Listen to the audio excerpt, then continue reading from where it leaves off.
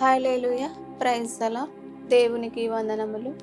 మీకందరికీ వందనములు. ఉదయకాల దేవుని వాగ్దానం యెషయా గ్రంథం 38వ అధ్యాయం 19వ వచనం ధ్యానించుకుందాం. సజీవులు సజీవులే కదా నిన్ను స్తుతించుదురు. ఈ దినమున నేను సజీవుడనై నిన్ను స్తుతించుచున్నాను. వాక్యంలో మనము చూస్తూ ఉన్నాము. సజీవులము అనగా బ్రతికి ఉన్న మనము దేవుని స్తుతిస్తాము. బ్రతికి ఉన్న మనము దేవుని ఘనపరుస్తాము, ఆరాధిస్తాము, కీర్తిస్తాము. బైబిల్ గ్రంథంలో చూడగలుగుతూ ఉన్నాము. హిజ్కియాకు మరణకరమైన రోగము వచ్చినప్పుడు, దేవుడు స్వస్థపరచినప్పుడు దేవుడి కృతజ్ఞత కలిగి స్తుతించాడు. మనము కూడా ఎన్నో రోగాల చేత బాధపడుతూ ఉన్నప్పుడు, మరణ పడకలో ఉన్నప్పుడు మనల్ని దేవుడు బ్రతికించాడు. మనం ప్రతిదినము దేవుని స్తుతించాలి. మనం కృతజ్ఞత కలిగి స్తుతించాలి. మన కృతజ్ఞత మనస్సు కలిగి ఉండాలి. ఈ రోజు ఎంతో మంది స్తుతించలేక కనుమరుగైపోయిన వారు ఉన్నారు, మరణించిన వారు ఉన్నారు. అయితే మరణించిన వారు దేవుని స్తుతించలేరు.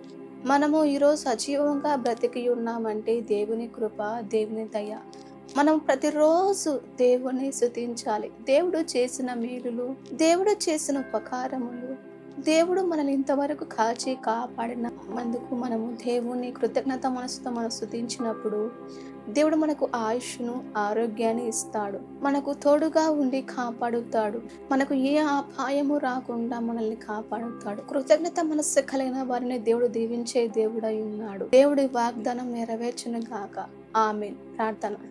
పరిశుద్ధుడా తండ్రి, నాయనా నీకు స్తోత్రాలు ప్రభువా. అయ్యా తండ్రి, మేము నిన్ను స్తుతించే భాగ్యం నాకు దయచేయమని యేసు నామములో ప్రార్థిస్తున్నాము తండ్రి.